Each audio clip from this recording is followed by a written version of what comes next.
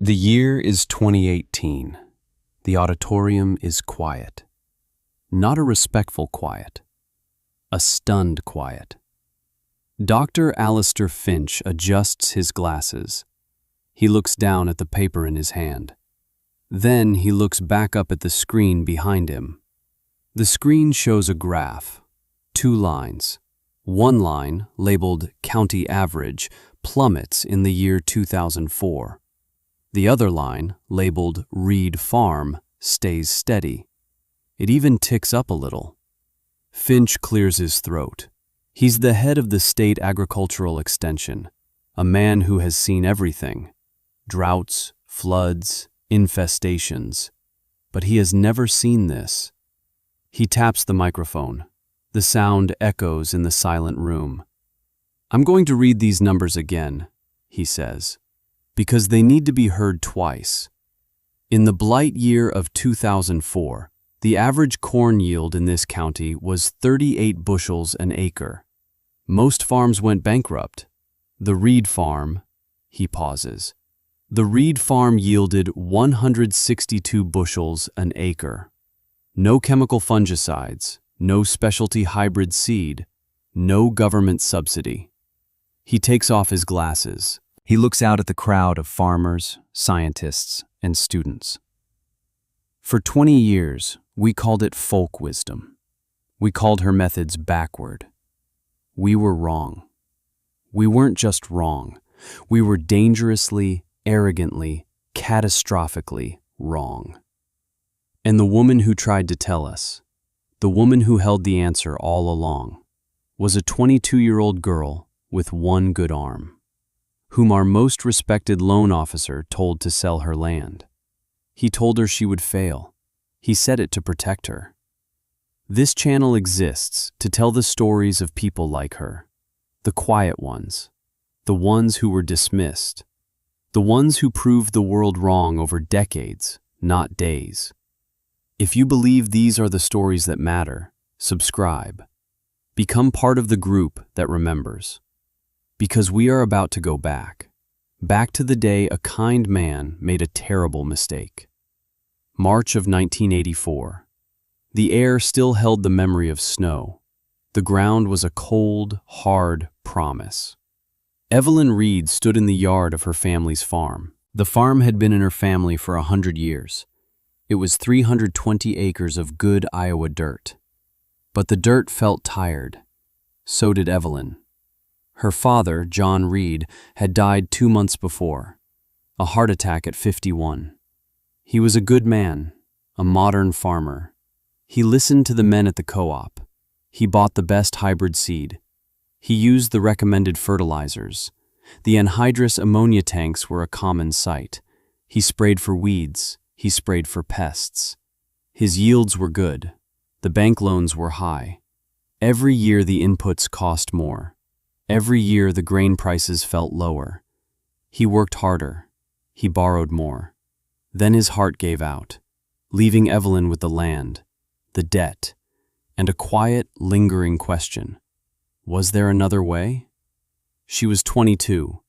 Her left arm had been useless since a childhood accident, a tangle with a post hole digger. It ended at the elbow. The sleeve of her work shirt was pinned neatly. She did everything with one arm. She was stronger than any 2-armed man in the county. She had to be. In the farmhouse, her grandmother sat by the window. Eleanor Reed was 80. Her mind was sharp, but her words were few. She had watched her son modernize the farm. She never said a word against it, but she stopped walking the fields. She kept her own garden, a chaotic masterpiece of flowers, vegetables, and herbs. Nothing grew in neat rows. Everything grew together, and it thrived. After the funeral, Evelyn found them, her grandmother's journals, dozens of leather-bound books, decades of notes, written in a looping, elegant hand. They weren't diaries. They were records, weather patterns, planting dates. But there was more. Sketches of root systems, notes on companion plants. "Corn is a hungry crop," one entry read, "but it has a generous friend in the clover. They must grow together." Another entry. The soil is not a bucket to be filled with chemicals. It is a body to be fed. Evelyn read them all, night after night. The words felt more real than anything she'd heard from the seed salesman. She made a plan, a new plan, an old plan. It was a plan that led her to a pickup truck and a drive to the county seat, to the office of the Farmers Cooperative Bank. Frank Miller's office was neat. The walls were covered in framed photos, little league teams he'd coached, the church board he sat on. He was a good man. Everyone in the county said so. He had managed John Reed's accounts for 30 years. He had mourned John's passing like a brother. He greeted Evelyn with a sad, kind smile. "Evelyn, it's good to see you, though I wish it were under better circumstances." He gestured to a chair. She sat. She didn't waste time. "Frank, I need an operating loan for the season." He nodded slowly. "Of course. We'll take care of you. I've already run the numbers based on your father's plan. It's tight this year, but we can make it work." He slid a paper across the desk. Evelyn didn't look at it. "I'm not using my father's plan." Frank leaned back, a flicker of confusion in his eyes. "Okay, what are you thinking?" She pulled a folded piece of paper from her pocket. She spread it on his desk, her own handwriting, neat, precise. "I'm planting corn, but I'm not using the high nitrogen fertilizer. I'm not using the pesticides. I'm seeding red clover between the rows, after the corn is established." Frank stared at the paper. He looked at her, then back at the paper. "Clover?" "Yes. It will fix nitrogen in the soil for next year. It will act as a living mulch. It will hold moisture. It will crowd out the weeds." "Where did you get this idea, Evelyn?" "From my grandmother's journals." Frank Miller took a long, slow breath. He took his glasses off. He polished them with a handkerchief. He put them back on. His voice was gentle, so gentle it hurt. "Evelyn, your grandmother was a wonderful woman, a pillar of this community. But she farmed in the 1930s. This is 1984. Things are different now. We have science, we have soil tests, we have products that guarantee a yield. What you're talking about, it's folk wisdom. It's not reliable. It is reliable. She did it for 40 years, and she never had a loan from this bank." The words hung in the air. Frank's face softened with pity. "That's true, and she averaged 80 bushels an acre. Your father, God rest his soul, averaged 160. He doubled her yield. He also doubled his costs every 5 years. He died with $300,000 of debt. She died with 0. The gentleness in Frank's eyes hardened slightly, just a little. It was the hardness of certainty, the certainty of a man who knows he is right, and who believes he is being kind. "I cannot in good conscience approve a loan for this plan." He tapped her paper. "It's a plan for failure. I would be setting you up to lose this farm, and I am not going to be the man who lets John Reed's daughter lose her family's land. I just won't do it." Have you ever been told you couldn't do something? Not by an enemy, not by a rival, but by someone who genuinely, truly believed they were protecting you. It's a strange and terrible feeling. Anger doesn't work. They are not trying to hurt you. Arguing doesn't work. Their certainty is a wall you cannot breach. Tell me in the comments if you've ever faced that wall. Because Evelyn Reed was staring at it right now, and what she did next would define the rest of her life. "So what are my options, Frank?" Her voice was flat, empty of emotion. He leaned forward. His kindness returned, thick as cream. "There are options. The Henderson Group is looking to expand. They're good people. They pay a fair price. You could sell the 320 acres, pay off the loans completely. You'd walk away with a clean slate, enough to start over. Go to college, maybe. You're a smart young woman. You don't have to carry this burden. Your father wouldn't want you to. Sell the farm." The words echoed in the small office. Sell the dirt that had fed her family for a century. Evelyn stood up. She folded her piece of paper. She put it back in her pocket. "Thank you for your time, Frank." She turned and walked out. She didn't slam the door. She closed it softly behind her. Frank Miller watched her go. He sighed. He felt a deep, sad certainty. He had done the right thing. He had saved that girl from herself. The drive home was silent. The world outside the truck window was gray. The fields were bare. Waiting. She pulled into the farmyard. Her grandmother was on the porch swing, moving gently back and forth, a plaid blanket over her legs. Evelyn sat on the steps. She didn't need to say what happened. Her grandmother knew. She just watched the young woman's shoulders slump. After a long time, the old woman spoke. Her voice was like dry leaves skittering on pavement. "What did he say?" "He said I should sell. He said your ways were foolish." Eleanor Reed stopped swinging. She looked out over the tired fields. The fields her son had worked so hard. The fields that had broken his heart. She planted her cane on the wooden porch. Thump. "Your grandfather and I survived the drought of 36 on this land. We survived the rust of 42. We survived the flood of 51.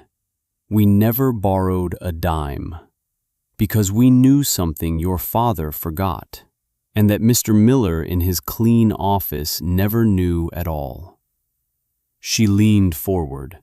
Her eyes, clear and fierce, met Evelyn's. "They took your father's money. They took his health. They might even take the machines in that shed, but they can't take the dirt."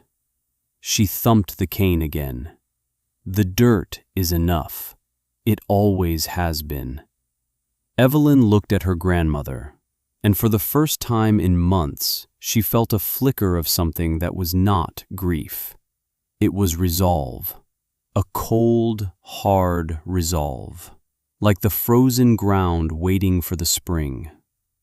The next morning, she drove the big new tractor into town, the John Deere 4450, her father's pride and joy. She drove it to the used equipment lot. She sold it. She sold the 24-row planter. She sold the giant combine with the air-conditioned cab.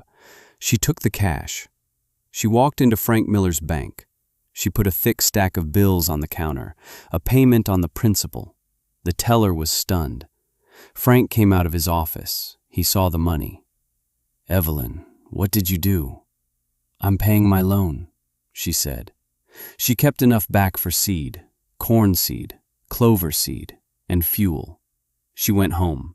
She pulled the old tractor out of the back of the shed, a 1952 Farmall, the one she'd learned to drive on. It sputtered, but it started.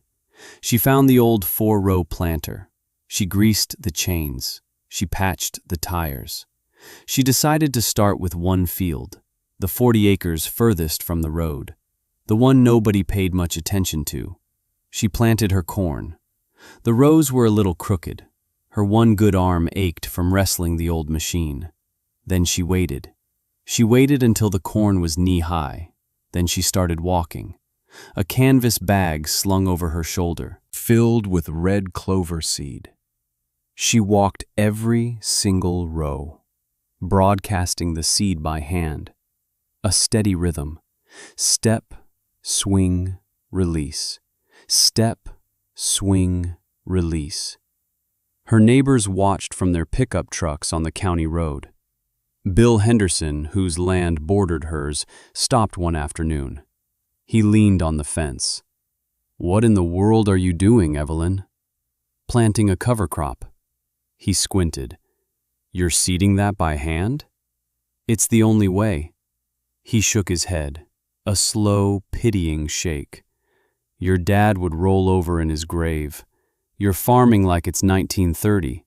You're gonna lose this place." She didn't answer.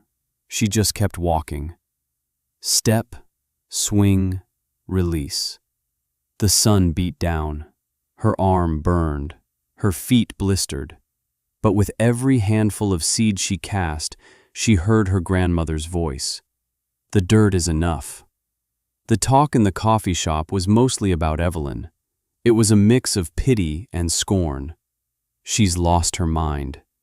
Grieving for her father. That's what Bill Henderson said. She's going to run that place into the ground. Can't farm 300 acres with a museum piece and one arm. It's a shame. John was such a good farmer. But there was another voice. Arthur Jensen, a farmer in his 70s. He remembered Eleanor Reed. He remembered her fields. He stirred his coffee. He spoke without looking up. You all laugh, but I remember her grandmother. Eleanor's corn was never the tallest in the county, but it always stood. It stood through drought. It stood through wind, while ours laid flat. She knew things about the soil we've all forgotten. Maybe the girl knows them too. There was a silence. Bill Henderson snorted. She's planting weeds in her corn, Arthur.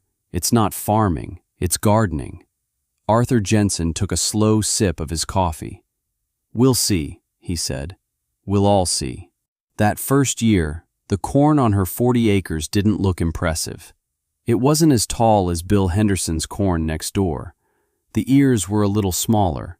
The clover grew thick and green between the rows, a carpet of life. At harvest, her yield was 130 bushels an acre. Bill's was 170. He smirked when he saw her at the grain elevator. See, he said, I told you. But Evelyn knew something he didn't. His input costs for that field were nearly $400 an acre. Fertilizer, herbicide, pesticide. Her input costs were $40 an acre. Seed and fuel. He made a small profit. She made a small profit. She took her profit. She went to the bank. She made another payment on the loan. Cash. Frank Miller accepted the payment. He didn't say, I told you so. He was too kind for that. But his eyes said it. The pity was still there. This girl is just delaying the inevitable. The next spring, she did it again, this time on 80 acres, the original 40 and a new 40 next to it. On the first field, something was different. The soil was darker. It crumbled in her hand. It smelled sweet. The clover from the year before had done its work. It had fixed nitrogen from the air. It had fed the soil. She planted her corn. This time, it grew taller. The stalks were thicker, the leaves a deeper green. That fall, the yield on the second-year field was 150 bushels an acre. The new field was 130. She made a bigger profit. She went back to the bank. Another payment. Cash. Frank Miller drove by her farm that summer. He saw the clover. He saw the corn. It looked okay. Not great, but okay. He shook his head. Stubborn girl. By the fifth year, 1989, she had converted half the farm, 160 acres. It was a dry year. The summer was hot and relentless. The rain wouldn't come. Across the county, cornfields started to suffer. The leaves curled up. The stalks turned brown and brittle. The bare dirt between the rows baked and cracked in the sun. Bill Henderson's fields looked terrible. He was irrigating around the clock, spending a fortune on fuel. Evelyn's fields were different. The clover understory acted like a sponge. It shaded the soil. It kept it cool. It held on to every drop of morning dew. Her corn was not thriving, but it was surviving. It stayed green longer. When the rains finally came in August, her fields drank it in. The other fields, with their baked, hard soil, saw most of it run off into the ditches. That harvest was a turning point. Bill Henderson's yield was 90 bushels an acre. Evelyn's was 120. For the first time, She had beaten him, and her profit was enormous. She bought a used, newer tractor, a 10-year-old International Harvester. She paid for it in full, cash. She bought a bigger planter, cash. She made a huge payment on the loan. Frank Miller started looking at her differently. The pity was gone, replaced by a grudging curiosity. The years began to stack up, like cordwood for the winter, each one building on the last. 1990. The whole farm was now clover and corn. The soil was rich and alive. Yields were stable at 160 bushels an acre, every year, no matter the weather. 1992. She paid off the farm, the entire $300,000 loan. She walked into the bank and handed Frank Miller the final check. He shook her hand. His grip was firm. His eyes were full of something she couldn't quite name. It looked like respect. "Congratulations, Evelyn. You did it." She just nodded. "I told you I would." 1995. The farm next door, the one owned by Bill Henderson's cousin, went bankrupt. Too much debt. Too many bad years. Evelyn bought it. 80 acres. Cash. The talk in the coffee shop had changed. Nobody called her methods foolish anymore. They called her lucky. "She's got good ground," they'd say. They didn't want to admit that she had made the ground good. 1998. She bought another 120 acres. Cash. She was now farming 520 acres. She hired a local man to help. She was a quiet force in the county. She didn't brag. She didn't preach. She just worked. And her fields were a testament. Lush green carpets of clover under deep green stalks of corn, an oasis of life in a desert of monoculture. Frank Miller was retired now, but he still drove the county roads. He'd always slow down when he passed the Reed farm. He'd see the healthy fields, he'd see the new grain bins, he'd see the tidy farmyard, and he'd remember that day in his office. He'd remember the kindness he thought he was showing, the wisdom he was so sure of, and he felt a growing unease, a sense that he had missed something fundamental, something important. Then came 2004, the year of the blight. It started in June, a new strain of northern leaf blight, aggressive, resistant to the common fungicides. It loved the warm, damp conditions. It loved the vast, unbroken fields of identical corn hybrids. It was a firestorm. It swept across the Midwest. In Evelyn's County, it was a catastrophe. The fields started turning gray, then brown. Lesions appeared on the leaves. The stalks weakened and fell. The smell of rot hung in the air. Bill Henderson's farm was hit hard. He sprayed again. He spent thousands on chemicals. It did nothing. He stood at the edge of his field and watched his entire year's work die, his legacy turning to dust. He was facing ruin. The whole county was facing ruin.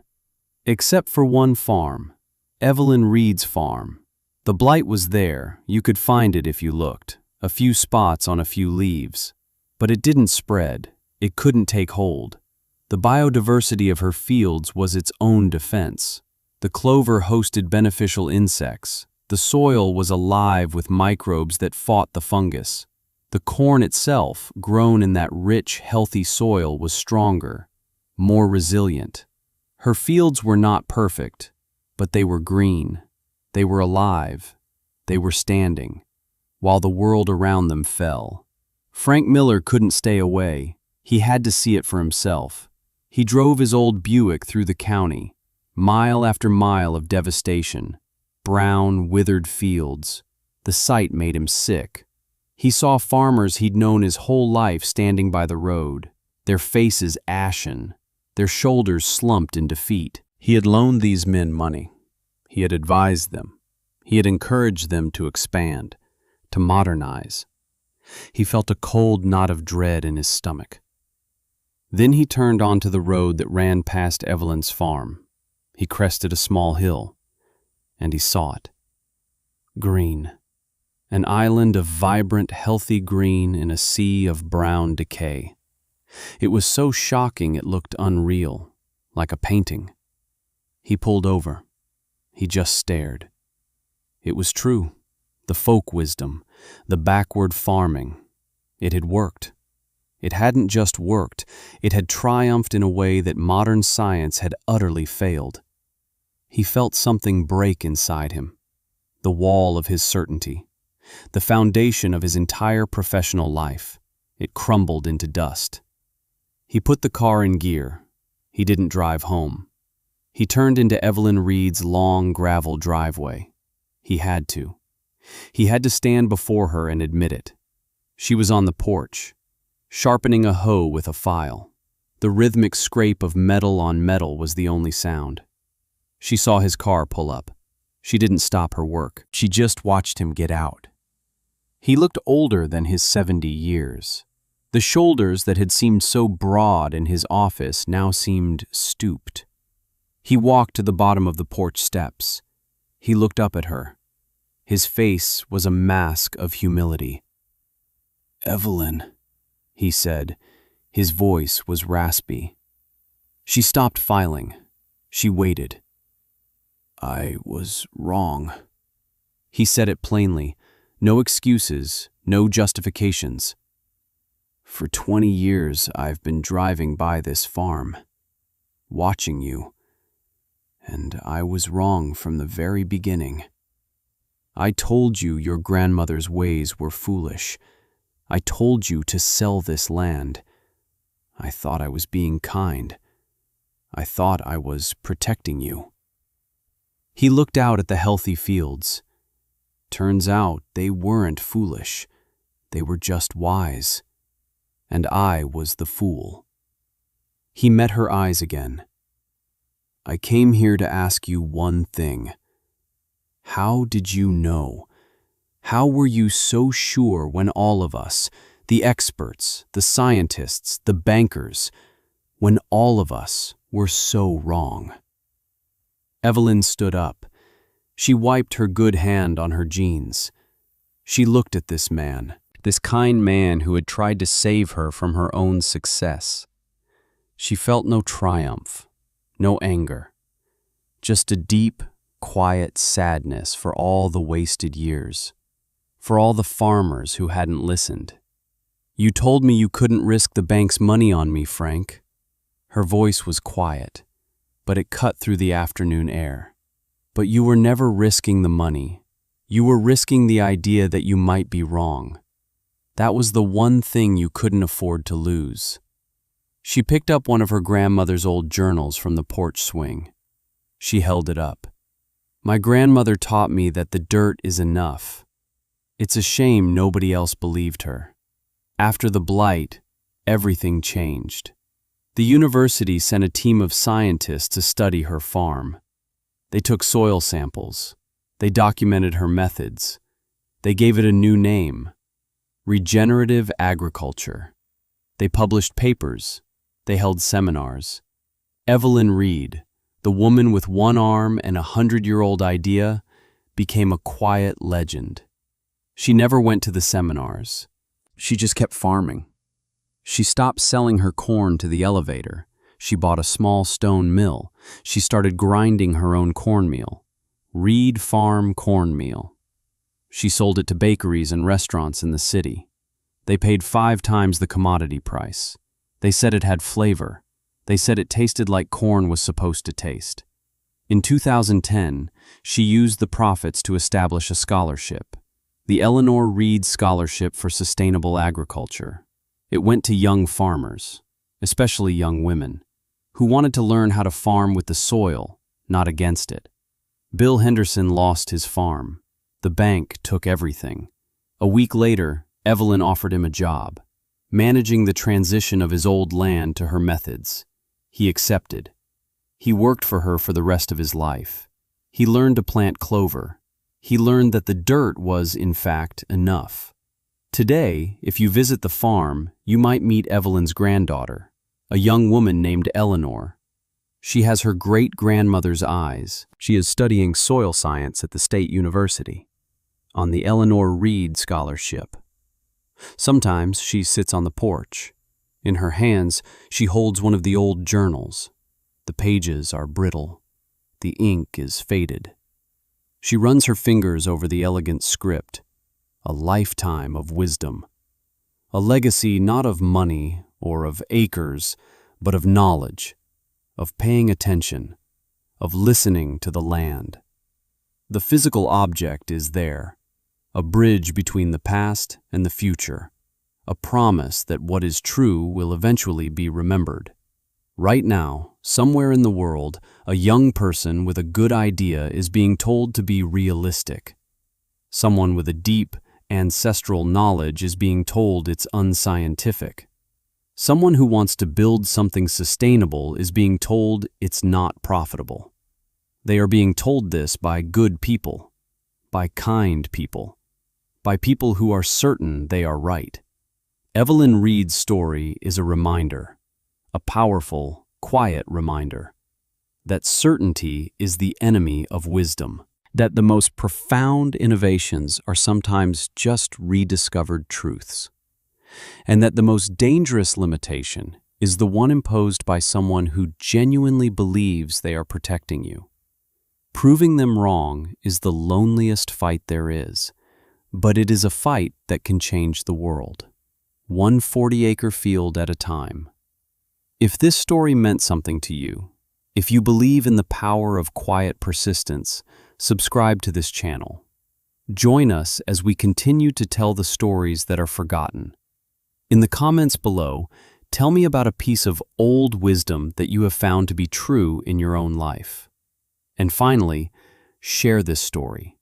Share it with someone who is facing their own Frank Miller. Share it with someone who needs to be reminded that sometimes, when the whole world is telling you you're wrong, you have to trust the dirt beneath your feet, because the dirt is always enough.